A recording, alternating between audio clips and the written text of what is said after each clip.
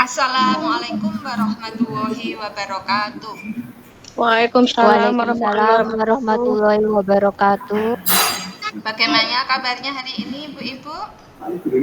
Alhamdulillah baik, baik. Bu. Oke, karena kita baru kenal ya ini, jadi katanya tak kenal maka tak sayang, kita kenalan dulu aja. Dimulai dari saya dulu ya Ibu-Ibu. Nama saya Miftahul Hasanatun Alfia.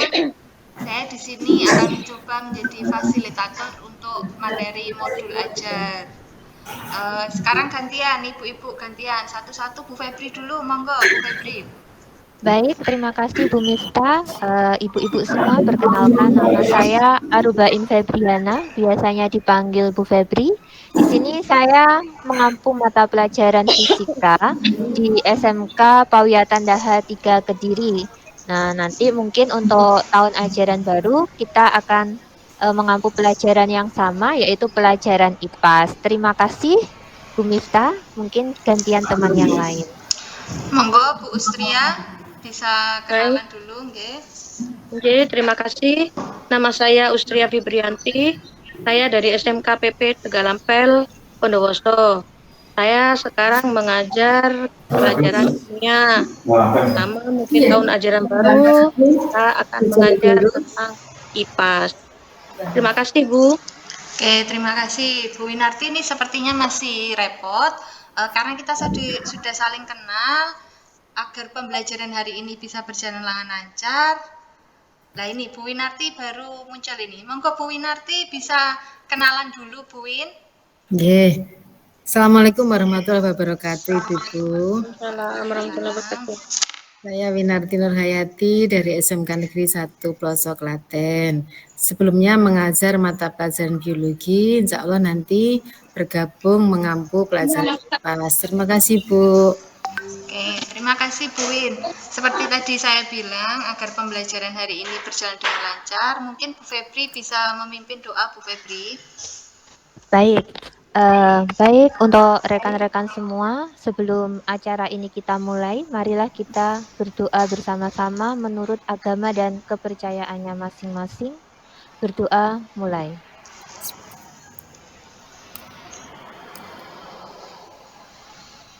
Berdoa selesai. Terima kasih Bu Febri. Oke ibu-ibu semua ya, nggak ada bapak-bapaknya di sini. Ibu-ibu, hari ini kita akan belajar bersama tentang modul ajar. Sebentar, saya tampilkan dulu. Ya, modul ajar. Kalau mendengar modul ajar, kira-kira yang terngiang di benak ibu-ibu apa kira-kira? Seperti buku, Bu. Buku panduan. Buku panduan. J. Nah, hari ini kita akan lebih mengenal apa sih sebenarnya modul ajar itu. Jadi nanti kita membahas tentang 4 subbab ini Ibu-Ibu. Yang pertama, apa itu modul ajar, kemudian komponennya apa saja, bagaimana prinsipnya, serta prosedur menyusunnya seperti apa. Yang pertama tentang modul ajar, konsep modul ajar. Jadi, modul ajar itu adalah sejumlah alat atau sarana media, metode, petunjuk, dan pedoman yang dirancang secara sistematik dan menarik. Dapat dilihat di gambar itu Ibu-Ibu. Jadi, modul ajar itu merupakan implementasi dari alur tujuan pembelajaran, di mana ATP ini dikembangkan dari capaian pembelajaran dengan profil pelajar Pancasila ini sebagai sasarannya.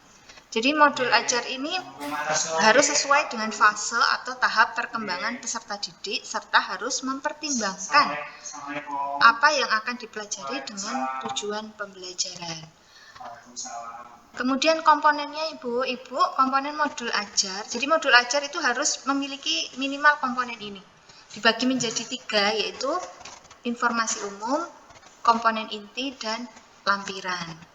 Jadi informasi umum di sini ada identitas sekolah. Jadi yang pertama untuk komponen umum yaitu identitas sekolah, di mana bukan identitas sekolah Ibu-Ibu, identitas modul. Jadi identitas modul di sini harus ada nama penyusun, misalnya itu modulnya yang menyusun Bu Febri, jadi nama Bu Febri harus dituliskan di situ. Kemudian institusi, asal sekolahnya dari mana, tahun pembuatannya dari mana. Kemudian yang kedua, jenjang sekolah, apakah untuk SMA, SMK, SMP, itu juga ditulis di modul ajar. Ditujukan untuk kelas berapa, kemudian alokasi waktunya berapa JP. Komponen yang kedua yaitu kompetensi awal. Di sini ini seperti prasyarat atau pengetahuan awal yang harus dimiliki siswa untuk mempelajari modul ajar ini. Yang ketiga adalah profil pelajar Pancasila, Ibu-ibu. Jadi profil pelajar Pancasila ini harus dicantumkan di modul ajar. Meskipun tidak harus semua 6 dimensi itu, minimal harus ada profil pelajar Pancasilanya. Yang keempat yaitu sarana dan prasarana. Sarana prasarana di sini masuk misalnya LCD, dalam pembelajaran itu kita butuh LCD atau butuh laptop, butuh speaker, nanti dimasukkan di sarana dan prasarana. Yang kelima yaitu target peserta didik. Jadi target peserta didik ini Ibu-ibu nanti modul ajar kita itu untuk peserta didik reguler kah, atau untuk peserta didik dengan kesulitan belajar, ataukah hanya untuk peserta didik dengan pencapaian yang tertinggi, itu harus dituliskan. Yang terakhir, jadi untuk komponen informasi umum yang terakhir itu adalah model pembelajaran. Model pembelajaran di sini, apakah kita menggunakan tatap muka, daring, ataukah blended learning. Kemudian metode pembelajaran bisa kita masukkan di komponen ini. Misalnya metodenya ceramah, kuis, tanya jawab, atau sebagainya. Kemudian masuk komponen inti, Ibu-ibu. Komponen inti yang pertama adalah tujuan pembelajaran. Jadi tujuan pembelajaran ini harus mencerminkan hal-hal penting dari pembelajaran dan harus bisa diuji dengan berbagai bentuk asesmen sebagai bentuk dari unjuk pembelajaran. Modul ajar ini harus minimal mengacu pada satu tujuan pembelajaran. Kalau lebih dari satu, tidak apa-apa, tapi minimal harus satu tujuan pembelajaran. Yang kedua, pemahaman bermakna. Jadi, pemahaman bermakna ini adalah informasi tentang manfaat yang akan peserta didik peroleh setelah mengikuti proses pembelajaran. Manfaat tersebut nantinya dapat peserta didik terapkan dalam kehidupan sehari-hari. Jadi kira-kira kalau setelah belajar materi ini itu nanti hubungannya dengan kehidupan sehari-hari itu apa? Jadi biar anak-anak itu semangat, peserta didik itu semangat belajar tentang materi ini. Yang ketiga yaitu pertanyaan pemantik. Di sini pertanyaan pemantik ini harus dituliskan di modul ajar. Pertanyaan pemantik ini digunakan untuk menumbuhkan rasa ingin tahu pada peserta didik dan kemampuan berpikir kritis dalam diri peserta didik. Pertanyaan ini akan memandu peserta didik untuk memperoleh pemahaman bermakna yang sesuai dengan tujuan pembelajaran. Yang keempat yaitu kegiatan pembelajaran. Di sini nanti terdiri dari pendahuluan, kegiatan inti, penutup, nanti masuk di kegiatan pembelajaran. Langkah-langkah pembelajarannya itu seperti apa? Yang kelima yaitu asesmen atau penilaian. Jadi kemarin kita sudah belajar asesmen diagnostik, asesmen sumatif, dan asesmen formatif. Ini nanti kita masukkan di modul ajar untuk komponen E. Nanti instrumennya seperti apa, bentuk soalnya seperti apa, asesmen sikap seperti apa, asesmen kognitif seperti apa, asesmen keterampilan seperti apa, nanti semuanya dimasukkan di bagian asesmen. Selanjutnya yaitu pengayaan dan remedial. Pengayaan ini nanti kita tuliskan kegiatan apa, kegiatan pembelajaran apa yang akan diberikan pada peserta didik dengan capaian yang tinggi agar mereka dapat mengembangkan potensinya secara optimal. Kemudian yang remedial ini akan diberikan kepada peserta didik yang membutuhkan bimbingan untuk memahami materi atau pembelajaran mengulang. Ini remedial bagi peserta didik yang belum mencapai KKM. Kemudian lampiran, komponen lampiran di sini ada satu LKPD, ini ditujukan untuk peserta didik nanti dapat diperbanyak sesuai kebutuhan untuk diberikan kepada peserta didik saat pembelajaran. Yang ke B adalah bahan bacaan guru dan peserta didik. Jadi bahan bacaan guru tadi, jadi handout nanti dimasukkan ke komponen yang B. Glosarium. Jadi harus ada glosariumnya sekarang Ibu modul ajar itu. Istilah-istilah apa yang ada di modul ajar yang harus dituliskan pengertiannya. Misalnya kemarin kalau kita buat EPP tentang energi alternatif, maka nanti glosariumnya bisa berisi apa itu energi alternatif, apa itu energi terbarukan, apa itu energi tak terbarukan. Yang terakhir adalah daftar pustaka. Jadi kita boleh memakai sumber dari manapun, internet, boleh dari buku panduan, buku pegangan, nggak masalah, tapi semuanya harus dimasukkan ke daftar pustaka. Kemudian kita langsung saja Ibu-ibu ke prinsip dan prosedur karena waktunya lumayan sempit, jadi kita langsung ke prinsip dan prosedur. Nah ini, jadi prinsip pengembangan modul ajar itu ada 4. Modul ajar itu harus memiliki 4 kriteria ini. Yang pertama yaitu esensial, jadi pemahaman konsep dari setiap mata pelajaran itu melalui pengalaman belajar dan lintas disiplin. Kemudian modul ajar itu harus menarik, bermakna, dan menantang. Jadi modul ajar itu harus yang bisa menumbuhkan minat untuk belajar dan melibatkan peserta didik secara aktif dalam proses belajar. Modul ajar juga ini materinya harus berhubungan dengan pengetahuan dan pengalaman yang dimiliki oleh siswa sebelumnya, sehingga tidak terlalu kompleks namun juga tidak terlalu mudah untuk tahap usianya. Yang ketiga, modul ajar itu harus relevan dan kontekstual, jadi berhubungan dengan pengetahuan dan pengalaman yang dimiliki sebelumnya dan sesuai dengan konteks di waktu dan tempat peserta didik. Yang keempat, harus berkesinambungan, artinya alur kegiatan peserta didik itu sesuai dengan fase belajar peserta didik. Kalau memang untuk fase E, yaitu kelas 10 SMA, SMK, maka modul ajarnya juga harus diperuntukkan untuk fase E. Ini adalah prinsipnya tadi ada 4.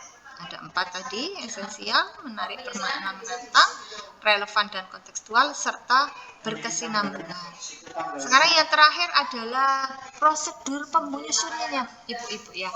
Karena nanti tugasnya kita Ibu-ibu diminta untuk membuat modul ajar. Jadi untuk menyusun modul ajar ini ada 6 prosedur. Yang pertama ini adalah kita harus menganalisis kondisi dan kebutuhan guru, peserta didik, serta satuan pendidikan. Jadi kita perlu mengetahui kondisi peserta didik dulu, kebutuhannya seperti apa, latar belakang sarana prasarana sekolah itu seperti apa. Ini masuk di prosedur pertama.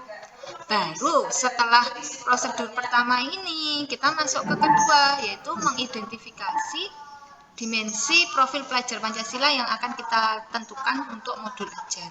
Tidak harus memaksa 6 dimensi. Yang penting ada, boleh 3, 4, boleh bernalar kritis, mandiri, gotong royongan, pokoknya harus ada profil pelajar Pancasila, meskipun tidak semua. Yang ketiga, setelah profil pelajar Pancasila, kita harus menentukan ATP atau alur tujuan pembelajaran yang akan dikembangkan menjadi modul ajar.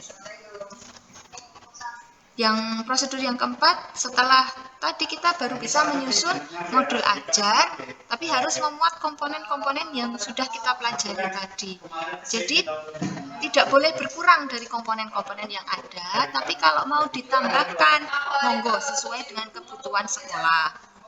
Kemudian setelah modul ajar tersusun, kita baru tinggal melaksanakan kegiatan pembelajaran di kelas sesuai dengan modul ajar yang telah disusun. Jangan kita menyusun, tapi melaksanakannya tidak sesuai modul ajar, nanti percuma. Jadi pelaksanaannya sesuai dengan modul ajar. Setelah pelaksanaannya, baru kita evaluasi. Jadi kira-kira seberapa efektif modul ajar kita itu dan tindak lanjut apa untuk pembelajaran berikutnya, apakah kurang ini, kurang itu. Nah, itu kita masukkan evaluasi dan tindak lanjut untuk penyusunan modul-modul ajar selanjutnya dan untuk pembelajaran berikutnya. Demikian Ibu-ibu. Jadi tadi ada komponen, kemudian ada prinsip, kemudian prosedur penyusunan modul ajar. Mungkin jika ada yang ingin ditanyakan Ibu-ibu terlebih dahulu, monggo. Saya Bu. Ya, Bu Febri dulu. Bu Febri dulu, monggo. Baik, terima kasih Bu Miftah. Ini yang ingin saya tanyakan, berarti apakah sama modul ajar itu dengan RPP pada pembelajaran kita sebelumnya? Terima kasih, itu saja Bu. Oke, jadi modul ajar dan RPP itu tidak sama, tapi RPP itu merupakan bagian dari modul ajar. Jadi tadi di komponen modul ajar kan ada namanya kegiatan pelaksanaan pembelajaran. Jadi di situ nanti isinya adalah kegiatan inti, pendahuluan, kegiatan inti dan penutup pada RPP dimasukkan di situ. Jadi merupakan bagian dari modul ajar. Tapi tidak sama ya, karena modul ajar komponennya kan banyak, ada handout, ada LKPD. Begitu Bu Febri. Oke, Bu Ustria, monggo Bu Ustria, tadi apa yang ditanyakan Bu Ustria? Oke, terima kasih Bu. Yang saya tanyakan adalah komponen di asesmen. Di asesmen itu kan ada soal ulangan harian dan lain-lain ya Bu. Yang kalau soal ulangan harian kan pasti kita tuliskan di situ. Pertanyaan saya, apakah pengayaan dan remedial juga perlu ditulis lengkap di sana juga, Bu? Terima kasih. Nanti untuk pertanyaan remedial dan tadi pengayaan, boleh Bu dituliskan masuk di komponen pengayaan dan remedial. Sebenarnya kalau ini cukup lengkap, semua soal, instrumen kita masukkan semuanya di situ nggak masalah. Yang penting minimal komponen yang di situ itu ada. Kalau lebih dari itu ya malah lebih bagus begitu. Jadi tidak apa-apa Bu nanti dimasukkan di situ. Termasuk bentuk soal, instrumen, semuanya dimasukkan di asesmen nggak masalah. Begitu nggih Bu Ustria? Monggo, apakah ada pertanyaan lagi? Sampun J? Sampun Bu, jelas.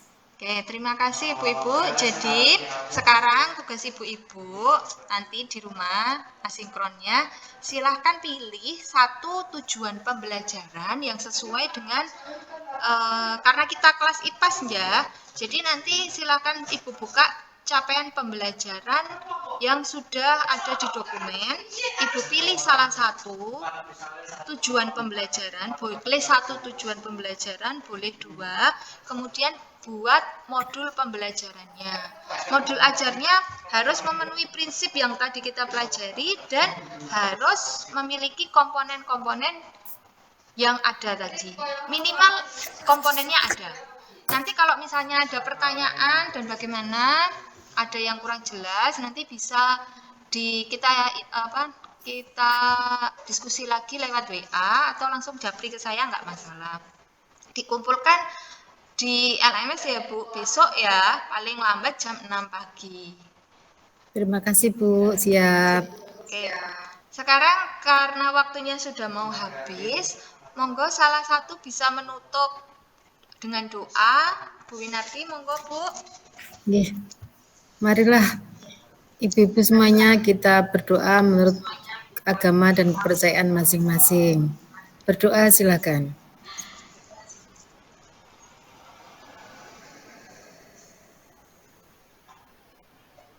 Berdoa selesai. Terima kasih Bu Ibu atas semangatnya hari ini, atas kehadirannya hari ini. Semoga pelatihan selanjutnya kita bisa melaksanakan dengan lebih maksimal, dengan lebih lancar lagi. Oke, saya akhiri. Wassalamualaikum warahmatullahi wabarakatuh. Waalaikumsalam warahmatullahi wabarakatuh.